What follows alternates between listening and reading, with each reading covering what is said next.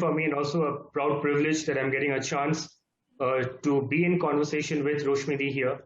And we will definitely get to know from her a lot about storytelling therapy. We'll also be discussing with the author present here this evening about some of her works, the characters that she chooses, how she drafts these characters, what she keeps in mind when she kind of drafts these characters. And I am sure, like all of us, will have something to gain this evening. And most importantly, what will be important for us, I think that we need to know that what is the purpose, what is the reason why Roshmi is so passionate about storytelling as a therapy. So over to Roshmi. Roshmi, we would really like to know how you talk about therapy, especially in today's times, during the pandemic times, and some way or the other, we are all kind of in discussion about therapy, and how you relate storytelling with therapy is something that we are really very keen on knowing. Yes, thank you, TC. So, without any further ado, over to you, Roshmi.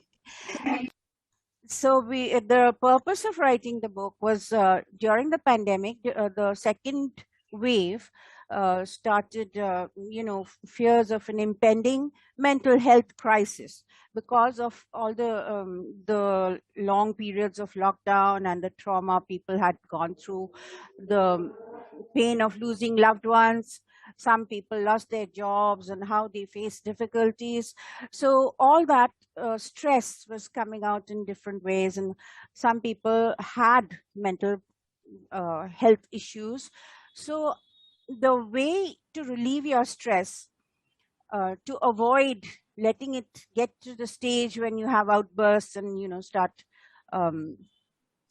taking it out on your family members, is to share your story.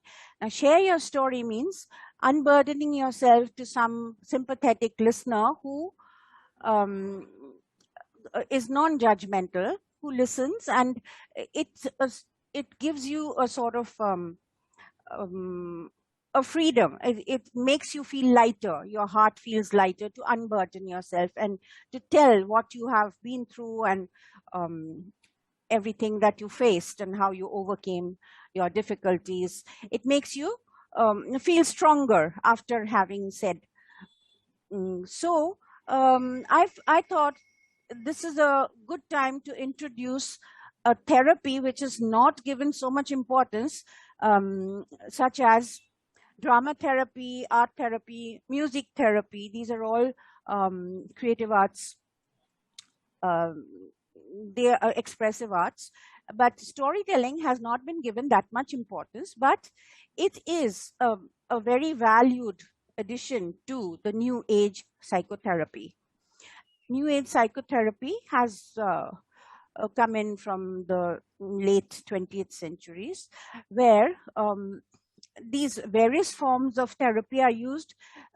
Maybe medical practitioners would not support them, but they are very beneficial because you don't need to go in for medication, and you're not going for sessions where like people feel a little they're unwilling to go because it's a stigma attached. They feel there is still some hesitation. Yes, that people might think I have some mental illness. It's not exactly mental illness. You just want to relieve yourself of your stress, of your pain, and something that you have gone through. So I agree with you. In fact, unfortunately, in our country, there is still this little bit of apprehension, some sort of hesitation in seeking help. But I'd like to share one thing, Roshmi. Right now, I can't help but thinking that, when it comes to drama therapy, since you mentioned drama therapy, it is still a specialized area. It is still a specialized science where no drama practitioner or a theater practitioner without knowledge, without the art of therapy, without some sort of a specialized knowledge in therapy will easily get into. Or rather, it is even advised. Just because you are a theater practitioner is not it can't be taken for granted that you will also be very good with therapy using theater. Similarly, in storytelling, do you think that anyone who can write stories is in a position or some sort of an authority to actually, like impart therapy. No, it is not imparting therapy, as you put it. What I said was, if I share my story, I can talk to a friend. I don't have to go to a therapist. I can share and unburden myself, and that's this relieving of your stress. Okay, this is what helps you not to let it build up inside. And that's what I said, this is much better than going in for actual psychiatric help, because you're not mentally ill that way. You have suffered a trauma or something which has disturbed you, and you need to unburden yourself. I You think you're need mentioning someone that. to listen. And so storytelling, of course, it can be through words, and it can, in my case, it is telling through, I'm writing the stories. I'm writing stories of women. I have focused on women because many people find that it's difficult to express what they want to say, and in this case, women are the most, those who are unable for many reasons. Perhaps it's their own family members who are causing the pain, and they can't, come out and express to others. Like can't go to a social gathering and say, this is the trauma I'm going through, is it? You can't I do think that. what you're also mentioning is that we need some sort of a soundboard. And, like maybe sometimes once we have someone to listen what we would like to share, and we can take that person in confidence, then even when we are sharing this, once we are reflecting our thoughts, maybe on paper or in words, then that itself becomes a process. After that is over, then maybe we find ourselves a little lighter. But this is still a very sensitive area, I feel. And where I'm concerned, I do think that, when you mentioned psychiatrist, and if you are drawing a comparison, then there again, I think that one needs to be a little careful, one needs to be a little No, responsible you in the didn't sense. get me. I'm avoiding the comparison with psychiatrists. I'm Okay. trying to say what I am advocating is not going to a medical practitioner, because, as I have illustrated in one of my stories, I can read you that. But medication also has bad after effects. Okay, so True. something that we can, through storytelling, what happens, um, you see yourself, you tell the story, and it is, you become the observer. When you're living through it, maybe you do not notice some of the things that, some of your behavior also, maybe the way you could have changed, you could have done things differently. So when you become an observer and observe what happens, you come out with you come out with remedies yourself, or resolution yourself, because you will find a better way out of it. There's also something called life story repair, where you can repair your own life story. Like the story is being, let's say, okay, you don't want to take drama therapy, so I won't say enacted, we'll say being told. So in that case, you identify with a certain character, the character, who represents you, and you find the way the person behaves. By observing, you come out with insights, and maybe you come out with different ways in which you could have reacted. It shows a path that to you, that okay, in the future maybe I should behave in this way, and that this could have happened in a different manner. You can lead it to a better ending. Hmm? Because the realization comes to you, so it's a way of changing yourself also. The whole thing came up I'm sure, from. we would. Yes. Yeah, I'm sure like we would really like to know that, when you think about these characters in your stories, especially the latest book that you have come up with, how do you think of the characters? Do you borrow from your real life experiences? Are they imagined characters? I'm sure we would like to be very interested in knowing that from the author herself. Yes, some of them definitely are taken from life experiences, because every author uses his or her own experiences to create characters. But let me tell you, two of these stories, they were told to me verbatim on the phone. And because during the pandemic we're in different cities, and one person is in a different continent, like so it is something related to me over the phone. They're real life stories, some of them. Some characters I have created Roshni, I because I can't wanted help to. but think right now. Yes. So sorry for interrupting. I really can't help but think right now that once your friends do confide in you, then after that, like if you are kind of making use of their experiences in your stories, and if they read them, do they remain friends after that? No, it's not that those who don't want their names revealed, we become a team. We think up names for, okay, what shall we call the husband? What will the sister-in-law be called? We create different names. We even create different hometowns. We think up how to change it. So people won't recognize if they don't want to reveal their own name. Then we don't do that. It's not, revealing somebody else's story. It's only if somebody wants to relate something. Okay. This And is something maybe that you don't get this. Maybe you don't get this. It's a very, what can I say? The experience of getting it off your chest. Maybe I'll you tell you yourself something. haven't had many experiences in life which were, like traumatic, or which No, you I'll had. tell you about my experiences. So maybe you don't need this kind of thing, but I No, no. definitely do. I definitely do. I See, think it I'll tell is you very why important to be able to unburden yourself.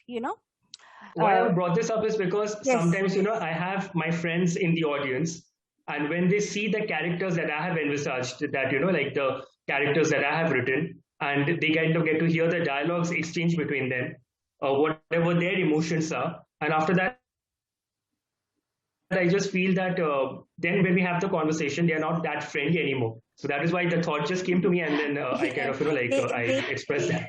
They okay, they think they borrowed from, like you borrowed from their I think, situation, and yeah, because I think it's mm, also quite a pragmatic situation, like, I mean, where will a writer borrow from? It is, after all, from experience, also from real life incidents, from situations. So I think, I don't know, maybe it's not very right for me to think that a writer might just exercise that creative liberty. But I think people that we come across, they definitely add on to our experiences, which get reflected in our stories. Moving on, Roshmi, will you please tell us about this movement that you're wanting to advocate? There is, yes. yes. It's I want women to share their stories with me, so I want to call it hashtag telling my story. Okay, this is the movement. It's totally different from the movement that you've all come upon recently, like the Me Too and other, which are concerned with court cases and getting compensation from people, and um, blaming people who have done things to you. This is not like that at all. And in this context, I want to, by the way, maybe the audience doesn't know, Tathagata has written the foreword to my book, and I'm going to read just 2 or 3 lines from the foreword just to explain what I'm trying to say. He has said it himself. The joy of indulging in celebration of womanhood while avoiding the cliched plague of forced feminism is rare. The protagonists don't ever plead to be accepted or appreciated. In the stories, we are acquainted with new age protagonists who are conscious of human limitations and pursue earthly motives rather than lofty goals. So these women are not feminists. Some people tag anyone, they're not fighting for any rights. They're not asking for any compensation from anyone for anything that has happened in the past. Things have happened in the past, yes, but we are not trying to extract anything from anyone. We're just, we just want to be free to express ourselves. Hmm? And my characters are very ordinary. They're ordinary human beings, and it's a record of day to day human lives. No fantasy, no going to space. No, nothing that is out of the ordinary. It's a very everyday experience, and it's what we live through. And some of the characters which I have chosen is to show maybe or to tell give a lesson. For instance, the date, which in which this girl, gets into the situation where she has gone out with someone that she doesn't know very well. This is for young girls I see going out nowadays without knowing the person very well, and getting into all sorts of situations. Now, they forget that there can be wolves in sheep's clothing, and they have to safeguard themselves. So some stories have lessons also to teach, and some are just, like I said, in the first person, and they are records of what they have done in their lives. Roshmi, I must thank you for actually considering me to write the foreword. It was quite an unique experience for me, and I'm thankful to you for that. What I have noticed is that when you are writing, you have been very flexible in your writing, and you have been able to empathize with a generation not being confined to any particular age. So, how do you have this flexibility? How do you have this flair? Is it something that, again, something that is borrowed, in which case it means that you have constant interaction with women, especially across all generations, or is it like, again, something that you are kind of imagining their situation? This is something that has been very intriguing for me, and I just wanted to kind of ask you this. I've lived through all these stages. At one time, I was also young, right? I know what young girls go through. So and now I've reached the older, very senior citizen stage where, I can, if both extremes, I can talk about any stage in life because I've lived through all. Tell me something, Roshni. Sorry, I'm just sorry about this. Yes, from my very own experiences, I have a lot to tell also. No, not that it has to be fed to me by others, but in some cases, like I said, they have told me their stories, and I've just reproduced it verbatim. I haven't changed anything. Roshmiti, from the time, Yes. like when you were in your, let's say, impressionable years, compared to what young girls are, or rather young women are, or why just women? Why do we need to make it gender specific? Anybody is exposed to these days with the kind of information that is easily available. Do you think that there is still some existing similarities? There is some sort of existing parallel that we can draw? Or do you feel that there is an absolute difference in the attitude, in the way that now we have people conducting themselves in the manner, the way that they are reciprocating to the exposure? I think somewhat it depends on upbringing and the kind of family background you belong to.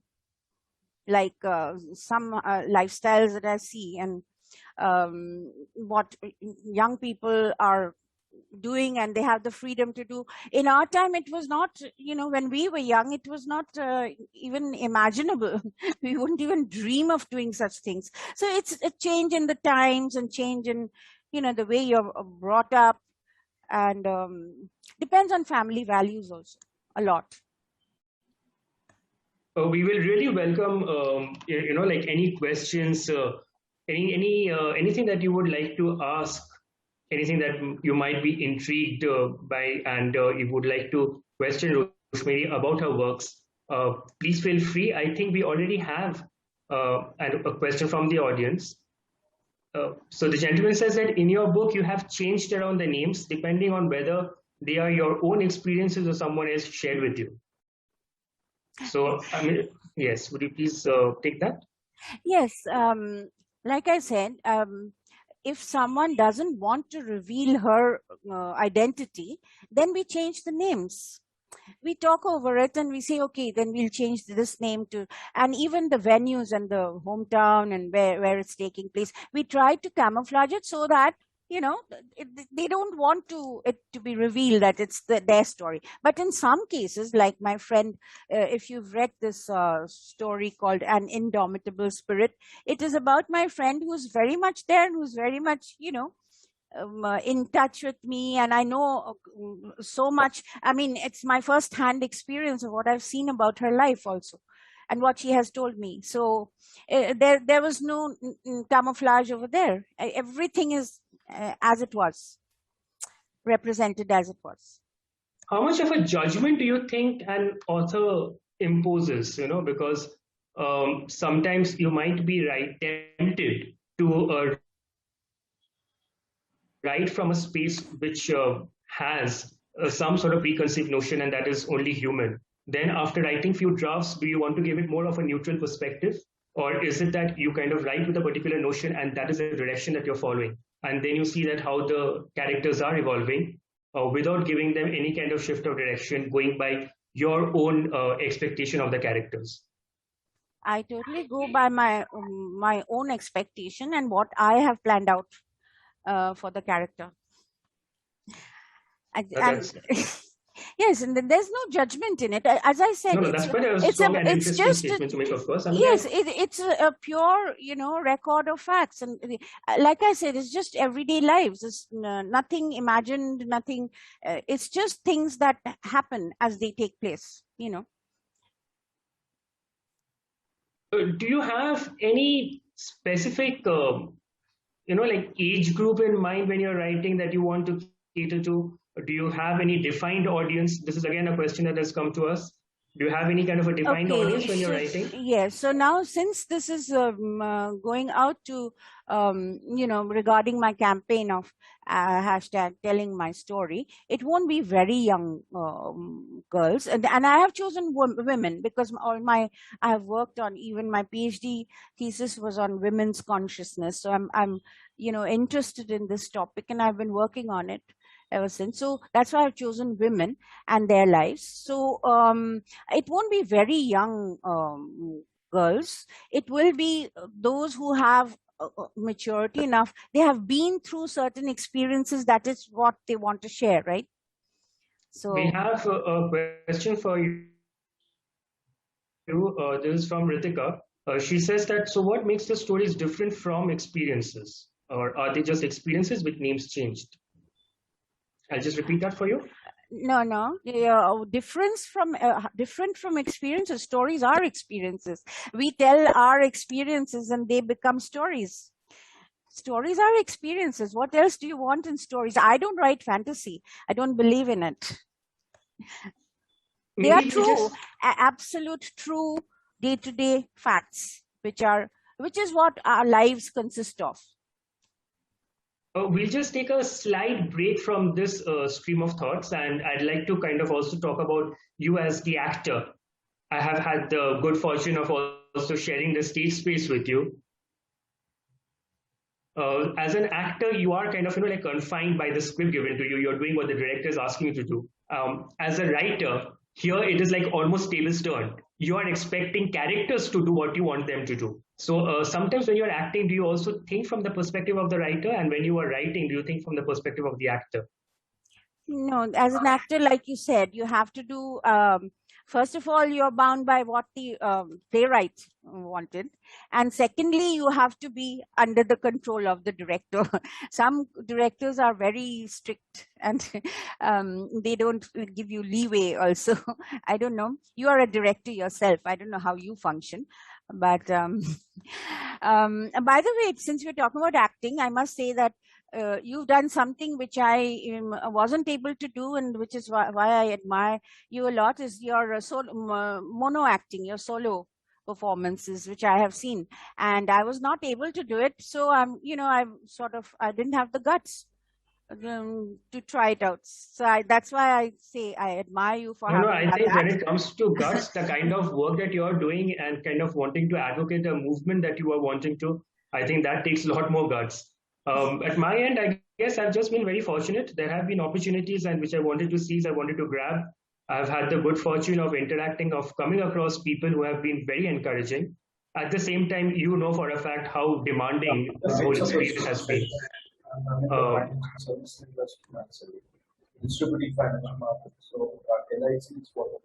Odibda, I think you need to be on the mute. Odibda, you need to mute yourself. Sorry. Okay. No, I think what you have done is great, because in the innovative theater that you have produced, And oh yes, in this context, I want to ask you, out of my stories which you have read, was there any material you think might be dramatized into a one-act play and you could produce on your right now on your online platform? So I'll tell you what I really feel. Since you are mentioning online platform, almost all your stories, they have the potential not just to be dramatized, but they also have a potential of having inviting cinematic treatment. Right. So because you're mentioning online platform, therefore I'll tell you that of course there is that scope, there is a potential, and I would like to work with some of the stories with your permission. However, if you did not specify online platform, and if this was on the proscenium stage, then I would like to tell you that because of the cinematic treatment that these individual stories invite, in my very humble opinion, I would say that I feel that they are not script wise the kind of material that I would like to work with as a director for the proscenium stage. Yes, but right now I'm ruling that out because we're not into that thing yet. We haven't started stage performances yet. So right now, what you can do is online. But the cinematic, it's a great thought. You know, if I could do videos, you could have a small short film or something on one of them. No, no, very much. In fact, all your stories, they are short film material. And because you see, what happens is that there is certain fluidity in the story flow, in the storytelling. It is not rigid. And which is why I feel that, like that gives that flexibility to be captured on the lens. And that kind of storytelling demands certain cinematic treatment. So I do feel that when it comes to making short films, and as I said, if it's like an online presentation, because you see, online there is still this filter, there is a screen, even if it is live. I have been doing a lot of live theater online, but even if it is live, there is still a filter, there is still a screen which creates some sort of a demarcation between the audience and the performers, the actors. But when it comes to live theater, something that is going live on the proscenium stage or even in a studio theater setup, even in intimate theater, that grammar is different. So this is a certain kind of grammar that we need to pay attention. Roshmiti, at any point of time, if you are not able to hear me, if I'm not audible, just give me like just some sort of a sign, just a thumbs up or something. And if I am audible, then that's fine. Good. No, it's fine. Okay. We So- would really like to field more questions. So I would like this to now audience questions. Yes. be If anybody a from bit the more audience interactive. We wants a have question, yes, we have a gentleman who has mentioned that we miss you here in Bangalore theater.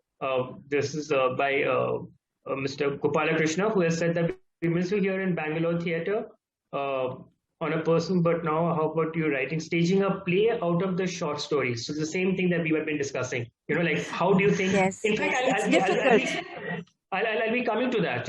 I would really like to touch on that, like how the journey of a story becomes a script, and then a script becomes a screenplay.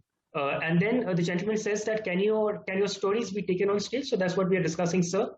How are you associating with any groups in Mumbai? So yeah, I would like to know that. Are you kind of acting with any theater group in Bombay right now? No. In Bangalore, this was where I had met him, was the Bangalore Little Theatre, Right. which was during the pandemic. We had online, we had play readings. We used to go meet every month for a play reading at the Alliance Française, and it was great because there was no memorizing of scripts. One of the reasons I didn't have the guts to go in for this mono acting is because I always thought I'll forget my lines and I'm the only person there, and what will happen? Roshmiti, along with receding hairline, even my memory is receding. Because of my, like my condition with memory, I have never been able to memorize anything in life. I don't get a chance to act in my own plays. You think when Dhruv is directing a play, he'll ever give me a chance to act? And at the most, maybe like what he last told himself is he's going to give himself a challenge. So all the key roles, they go to Debushi Borat, who is again Calcutta Club members will definitely know him as an actor. But when it comes to Dhruv Mukherjee, He's very, very skeptical about giving me any key part. Rather, he'll create characters with one word, maybe at the max 3 word sentence, and then he will expect a certain kind of performance from me. So, But that's yeah, great if you have a friend who creates a part for you with a, minimum number of words. Okay. Anyway, getting back to our storytelling, this has been the storytelling therapy. Although I said it was not being given pride of place, but it has been for generations. From ancient days, we have had this storytelling as healing in many cultures. And it was accepted, and storytelling has come to us through generations. Like there's legends and epics and folklore, and there's things that our grandparents relate to us. It's a way of traditions being passed down through the ages. And in the ancient days, it was also used as a teaching method. For instance, Jesus Christ would teach through his parables, by telling stories. Stories it has many, many, many uses. And right now, if we say that therapy, it's called New Age Psychotherapy, includes a storytelling, then it would be a very much simpler matter and non-stigmatizing matter. Why I'm saying this is a better method to choose, because you're not tainted as being a mentally ill person. People even don't go to counselors. Even drug addicts and people who suffer from depression, they don't want to go to counselors, because they think there's a stigma attached to it. But in telling your story, there's nothing. You're not being tagged as somebody who's ill or who has a disease. No, you're just a person who wants to tell what is inside you. Sometimes things are repressed, and you're not able to express what you have, and maybe circumstances prevented you from expressing. But when you do, like I'm telling you from personal experience, it makes you feel much, much lighter. So it is a therapy that way. Not as in psychotherapy, not as in going to a psychiatrist, not as in getting medication. I just want to tell you about the medication, which I've written in this story. It's called The Labyrinth of Her Mind, which is about a woman slowly, gradually going into, her condition is getting worse, although she has a very loving husband who is taking care of her and who takes her for treatment also. So this is right after she has visited a doctor, and I didn't mind going to the doctor, but the medicines she has prescribed are awful. I feel drowsy all the time. I can't open my mouth properly. When I try to speak, my lips keep turning to one side. I feel so helpless. It is a prison of a different kind. It is like being imprisoned within your own body. I move around like a zombie. But they haven't killed my mind. I am still thinking. See, the medicine does something to you where, you can't perform. You're like a zombie, but you're still thinking. Your mind is alive, and you still understand what other people are doing and what they are saying. Everything is there, but they try to kill it. It's a very killing effect. So I would prefer not to go in for any medication. But of course, depends on the stage you're in. In another story, the girl is suffering from PTSD, which is post-traumatic stress syndrome. So she has to go for psychotherapy. She has to go for sessions too, because it's a stage which she has reached, which cannot be just solved by storytelling or sharing your. Roshmi, we have Yes. another technical question over here, again related to the art of storytelling. So we have Mahin here, who I know is also a theater practitioner. So what Mahin is asking is, we have Aristotle's theory of catharsis. Yes, exactly. And Yeah, and Exactly. from his works, Poetics, we get the concept of catharsis, Right. That's what I which is a wanted to lot say. about purgation and purification. Yes. So I'll just tell you what Mahin's question is, that in your stories, how much do you borrow, or if at all you do borrow, from what catharsis has to offer?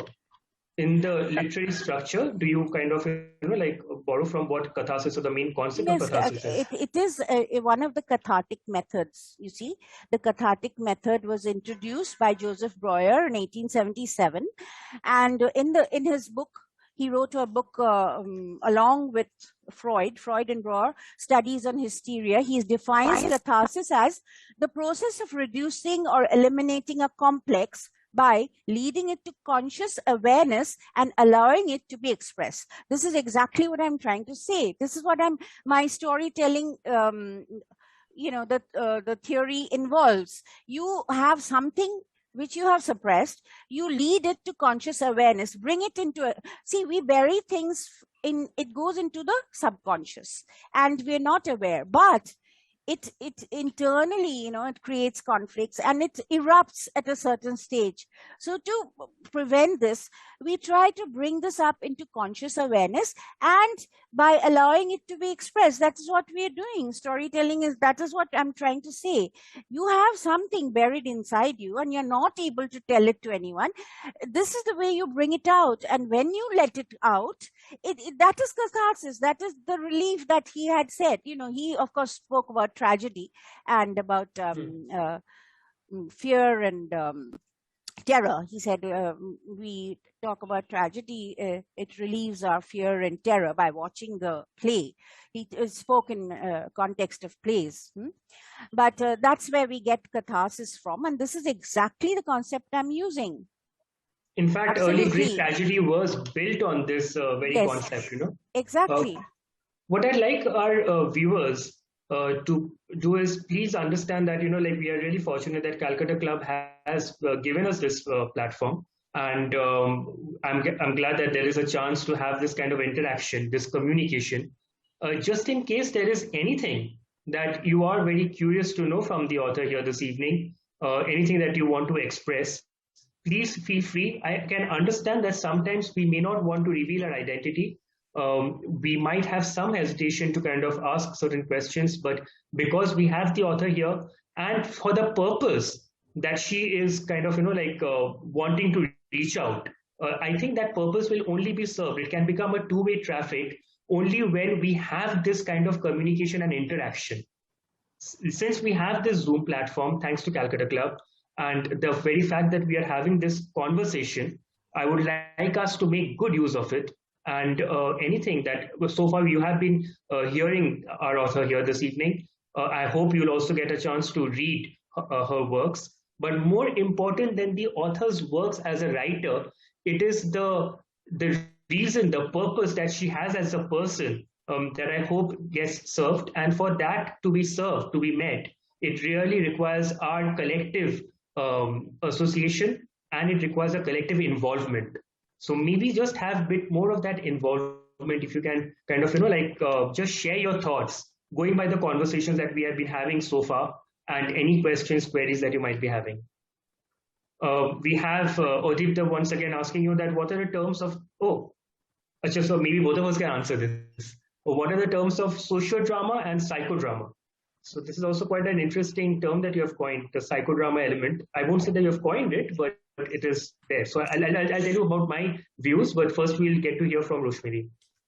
Yes, psychodrama is a form of psychotherapy in which patients act out events from their past and this provides them an opportunity to evaluate their own behavior. So this was started, the Jacob Marino, who started the Theater of Spontaneity in Vienna in the 1970s. It's about spontaneity and doing things. It's not scripted. This drama is not the drama that we know or the theater that we go and watch. This is what comes. It's like improvisation. We do improv theater also, isn't it? Now, TC, you tell about what you have done with psychodrama. Okay, so I will never label or classify drama into any of these genre or category, but what I'd like to share with Mahin and all of us present here, um, we have the form of the theater of the absurd, the theater of the absurdists. Absurd theater or abstract theater is something that we can map a lot with psychology. I'll just give a little brief understanding that most of these playwrights, when we talk about what one will call psychodrama, we can't divorce thoughts with, like Samuel Beckett, Harold Pinter, Edward Albee. I will mention one of Edward Albee's plays, which I'm sure all of us have seen as a form of film, Who's Afraid of Virginia Woolf, even if we have not read the script. Now, what happens with these plays, if you take Harold Pinter's The Birthday Party, um, Edward Albee's The Zoo Story, my favorite play, we will get to find a lot of psychological aspects that get reflected. And these psychological aspects, they are dramatized. The relationships that surface from these scripts might appear to be abstract because sometimes they bank a lot on silence. Now, Pinter got the Nobel for his contribution in English grammar. And what was that contribution? It was the art in which we use silence. So two people are conversing with each other. In the script, sometimes pause will be written in bracket, or silence will be written, or there'll be the ellipsis. About the ellipsis, the fun with ellipses always demand 3 dots. Sometimes, like we just go on with multiple dots or just we end with 2 dots. Ellipses demand 3 dots, and each of these pauses, pause, silence, and ellipsis, they have a significant impact in the way that they are meant to be performed.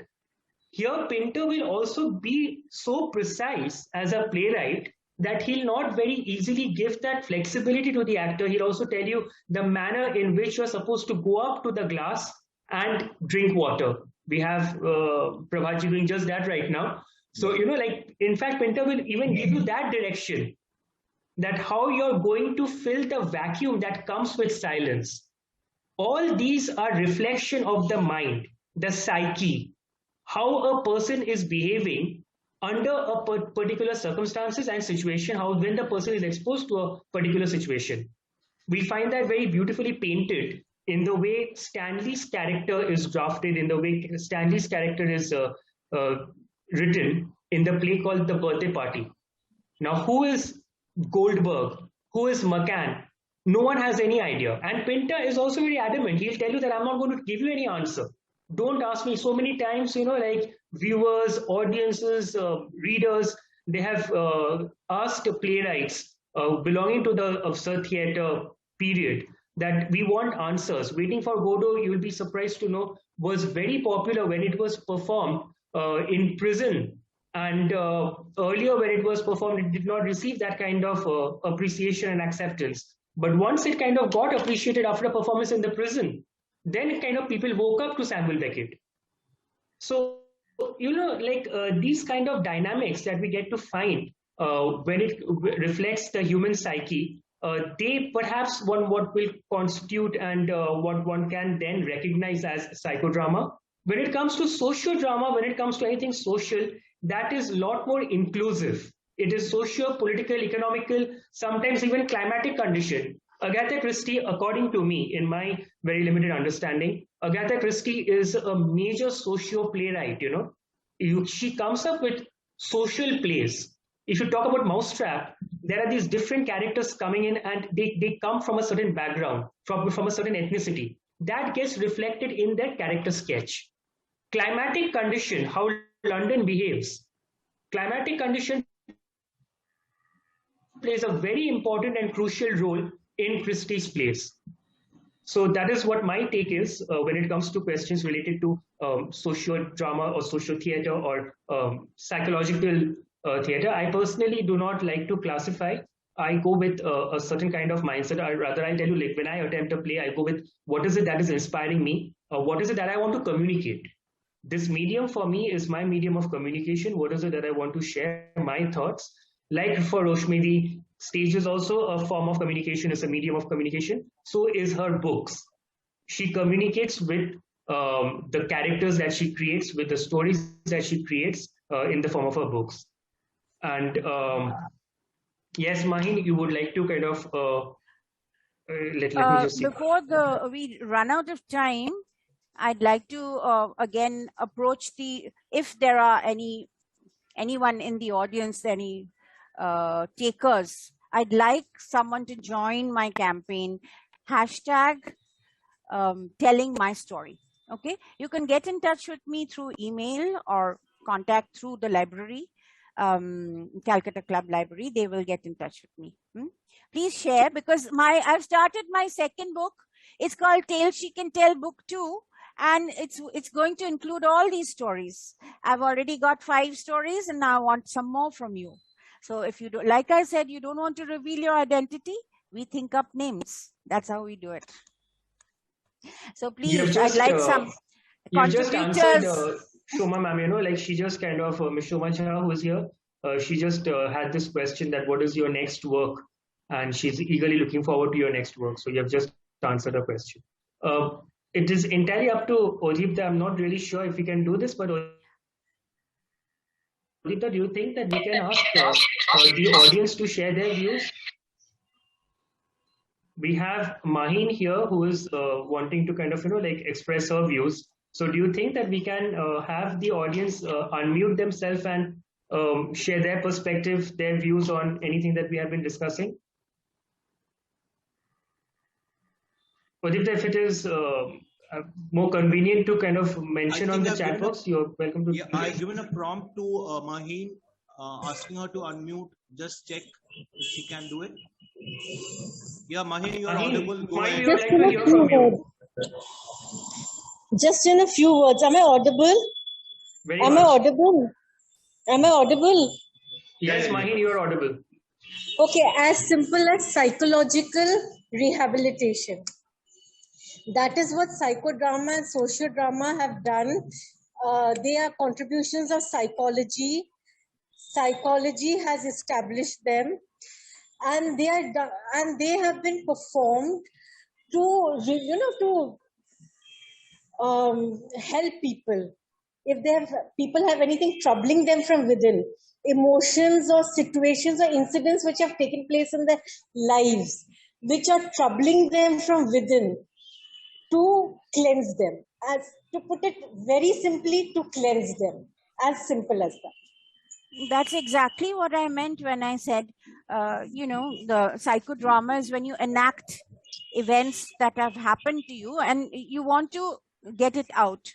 The same as storytelling. What I'm trying to say in storytelling is you want to cleanse yourself by expressing what you have. You want to get it out there. That's what it means. And it's really, really, really helpful, because I'm speaking from my own part, from my own experience. If they had not acted and reacted in that way, maybe the story of their life would be completely different. So they are given an opportunity to re-script the story of their lives. That's it. Very simply put. Mahi, what you have just shared with us, as I said earlier, that I do not like following any kind of rigidity and classifying, but there is this entire structure of theater called theater of cruelty. Now, theater of cruelty is not really going and bashing up somebody, but theater of cruelty is something that, like what we have been discussing, what Roshmi has also been wanting to communicate. Theater of cruelty is again something that, like if you really feel very strongly about an experience that you want to share, then you kind of do it in such a manner that it demands that you break the fourth wall. And therefore, it becomes more of an intimate situation where it is audience and the actors, they both come together, they merge together, and they enact a certain kind of incident or a certain situation which has the impact which kind of, is something that they want to share with others. So if you can kind of get to know a bit about theater of cruelty, I think you will find that very fascinating. And actually, right now, I must tell you that in West Bengal, there is a theater practitioner who is working with prison inmates, and kind of, like she's coming up with very good productions. I remember Stagecraft is something like that. Rushmiti, do you remember? Yes, Mr. exactly. Kumra did something of a similar Tea nature. House of the August Moon was the last production they did with the prisoners, I mean the inmates, I won't say prisoners, of the Alipur jail. Yes. Correctional home it's called. Yes. Absolutely. I think it's a great way. These are the kinds of therapy. It's used with spastic children. It's used in many ways. It's a great way of relieving what you have, bringing it out to the fore. There are so many types of therapy, but storytelling is more of a calm and a gentle one as compared to primal therapy, where they advocate screaming. You have to scream it out. Okay, so there are so many different therapies that are like these new age psychotherapy involves so many different ways. And then there was the cult therapy, where it became very harmful. In fact, the leaders, they manipulated them and into doing things. So there's so many things, but what I'm advocating is very gentle, very non-harmful to anybody else, and I advocate not going for drugs at all. Roshmi, how will Yes. people reach out to you? So my I'm glad email. that Odipta made it possible for all of us to assemble here, and we could kind of get to hear from you. But how is it going to be like from here? I'm sure there will be viewers who will want to connect with you, who will want to reach out to you. So how do you think that will be possible? Maybe my email. It's roshmiroy@rediffmail.com. So I think you are also a host, and so will you just write that on the chat box? Will you type your email ID on the chat box for? DC, I have already typed out her email and her websites on the chat box. Okay. I've already done that. Yeah. Wonderful. Thank you. Yes, I'm sorry I missed that.